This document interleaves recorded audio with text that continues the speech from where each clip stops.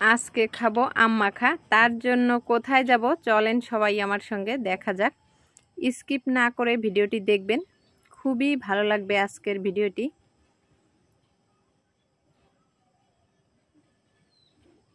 তো এই যে কিন্তু আম পাড়া শুরু হয়ে গেছে।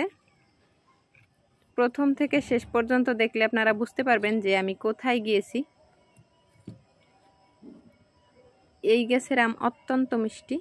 আমি কিন্তু আম কুড়িয়ে নিয়েছি, এখনো কিন্তু আমার ভিডিও শুরু হয়নি। শুরু হলে আমাকে দেখা যাবে যে কোথা থেকে ভিডিওটি শুরু করেছি। এটা মাঝের একটা সিন দেখালাম। হ্যালো সবাইকে, কেমন আছেন সবাই? আশা করি ভালো আছেন, আমিও ভীষণই ভালো আছি। আজকে চলে গেছি ঘেরে, আমাদের এলাকায় ঘেরি বলে। তো এই যে টমেটো দুই পাশে শুকিয়ে গেছে গাছগুলো। আমি ভেবেছিলাম টমেটো পাকা অবস্থায় একটা ভিডিও করব, কিন্তু আমি আসতে পারিনি। পরবর্তীতে এখন চলে এসেছি, আম পেকে গেছে। কিছু কিছু গাছের আম এখনও পাকেনি। তো এরকম আমাদের এলাকায় কিন্তু এই টমেটোগুলো আর বিক্রি হয় না, অনেক টমেটোই নষ্ট হয়ে যায়। তো শুরুতেই এসে ফার্স্টে আমার মামনি একটা কলার পাতা কেটে নিয়েছে আম মাখা খাওয়ার জন্য। কলার পাতায় আম মাখা খাওয়ার টেস্টই আলাদা, ভীষণই ভালো লাগে। তো যখন আমরা ডরে বা বিলে যাই তখন কিন্তু এই কলার পাতাই আমাদের প্লেটের কাজ করে। আপনাদের কোন অঞ্চলে কি বলে আমি জানি না, আমাদের এলাকায় এটাকে ঘেরি বলে, কোনো এলাকায় হয়তো বা বেড়ি বলতে পারে। তো এই যে গাছের আমগুলো, অনেক আম নষ্ট হয়ে গেছে। দুদিন আগেই একটুখানি ঝড়ের মতো হয়েছে, তার জন্য আম পড়েও গিয়েছে অনেক বেশি। এই গাছের আম এখনো পাকা শুরু করেনি। সূর্যি মামা কিন্তু মাথারই উপরে। তো পাশেই জাম গাছ, আম গাছটা অনেক মোটা, দেখাচ্ছি গোড়াটা। এই আম গাছটার পাশেই রয়েছে একটা জাম গাছ। এই জাম গাছে এবছর আমি জাম দেখলাম না, গতবার দেখেছিলাম ছোট ছোট জাম হয়, কালো জাম। তো আমার মামনি সামনে দিয়ে এগিয়ে যাবে।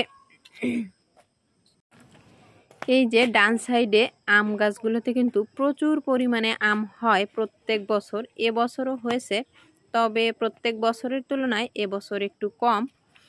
আর তাছাড়া আমরা তো শুরু থেকেই আম খাচ্ছি, যার জন্য গাছে কম দেখা যাচ্ছে। কেননা কাঁচা আম থেকে শুরু করে আমরা এইখান থেকেই নিয়ে আসি।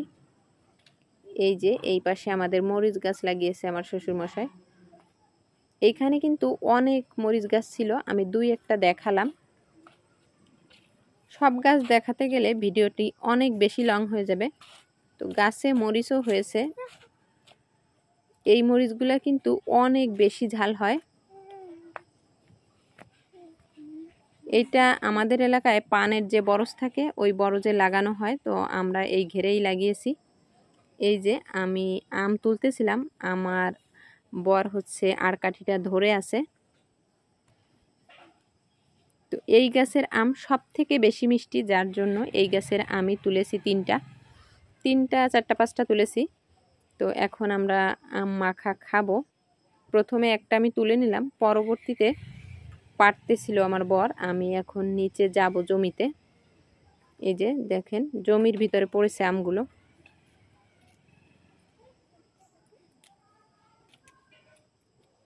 তো এই আমগুলো আমি এখন তুলে নিব। তিনটা আম পড়েছে নিচে। আমগুলো অনেক বড়, ক্যামেরায় কেমন আসছে দেখতে আমি জানি না, আর মিষ্টিও প্রচুর।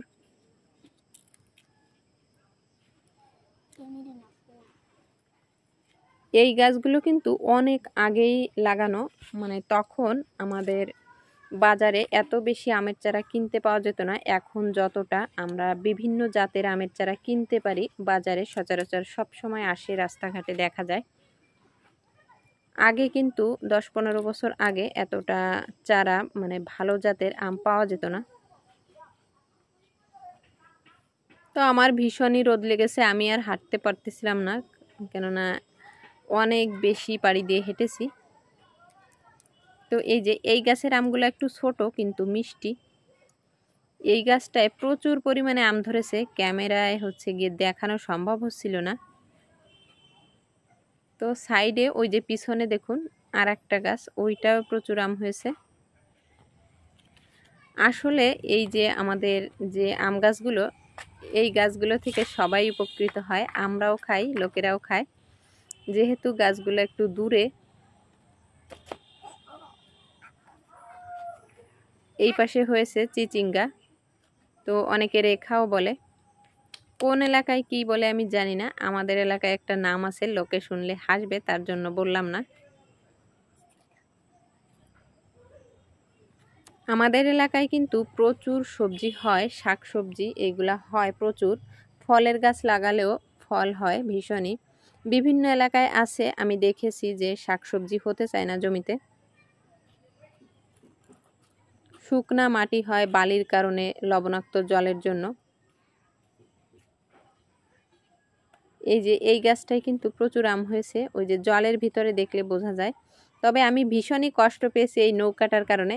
আমি যখনই ঘেরে যাই মনে মনে ভেবে যাই যে নৌকায় উঠবো আমি, কিন্তু আজকে গিয়ে হতাশ হয়ে পড়েছি যে নৌকাটা একটুখানি নষ্ট হয়ে গিয়েছিল, যার জন্য ডুবিয়ে রাখা হয়েছে জলের ভিতরে।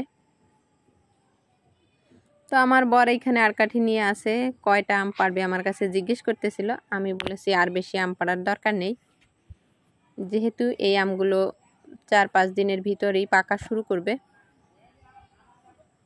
তো এই পাশে গিয়ে কলা হয়েছে, একটা চারা গাছ এই পাশে কেটে ফেলেছে, মানে চারা গাছ না, কলা গাছ, ছোট কলা। তো এই যে আমি ভাবতেছিলাম যে মোচাটা নিব কিনা, তা দেখলাম যে এখনো কলার ছড়াগুলো পুরোপুরি সম্পূর্ণ হয়নি। তো আমার মামনি আমি যে ব্যাগটা নিয়ে গেছি বাড়ি থেকে, সেই ব্যাগটার ভিতরে যা যা আছে বার করতেছিল। মিষ্টি যে আম গাছ, ওইখান থেকে 3টা আম পেড়েছি। তো 3টা আমি মাখানো হবে, দেখা যাক যে আম কাটার পরে কতটা হয়, একটা আম কাটলে কতটা হয়, তারপরেই আম কাটবো। তো এইখানে আমি কিছু জামও নিয়ে নিয়েছি, আর বাড়ি থেকে 2-4টা লিচু আর একটা আপেল নিয়েছিলাম, একটুখানি চিনি নিয়েছি, আর নিয়েছি লবণ, নিয়েছি একটা জলের বোতল আর একটা অন টাইমের গ্লাস। আমি কোথাও গেলে আমার কেন জানি না সবসময় মনে হয় যে আমি ওইখানে গিয়ে যেন কোনো কিছুর অভাব বোধ না করি, বিপদ না হয়, যেন কোনো কিছু মনে না হয় যে আমার এইটা ভীষণই দরকার, এইটা দরকার ছিল, আমি কেন নিইনি। তো আমি সেইভাবেই সবসময় চেষ্টা করি গুছিয়ে নেওয়ার। এই যে আমি কাঁচামরিচও নিয়েছি এইখানে।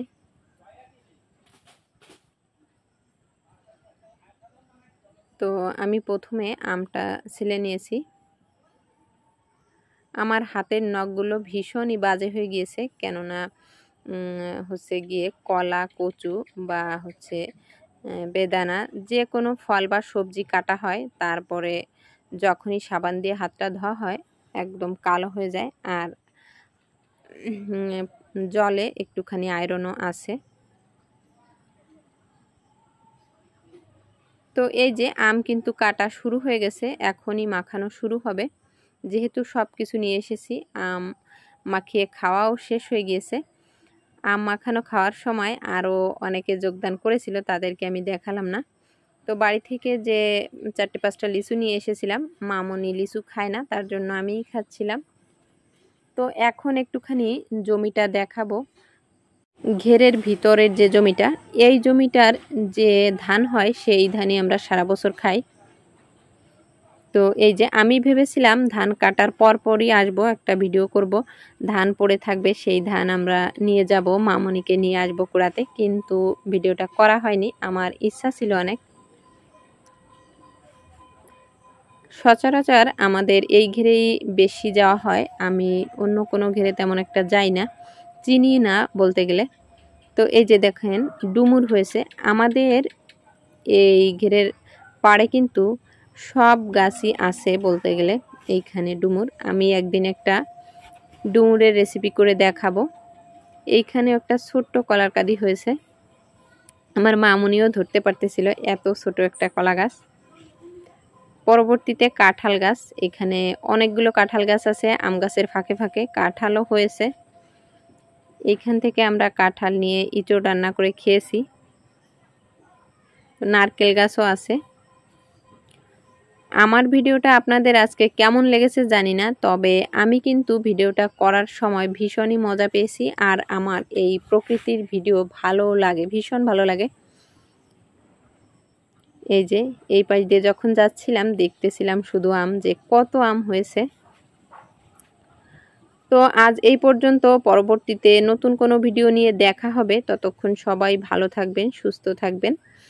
তো টাটা বাই বাই দেওয়ার আগে একটুখানি নিমের পাতা তুলে নিলাম। এইটা আমি বড়ি করে সকালে খাই, ঘুম থেকে ওঠার পরে রোদে শুকাবো বেটে।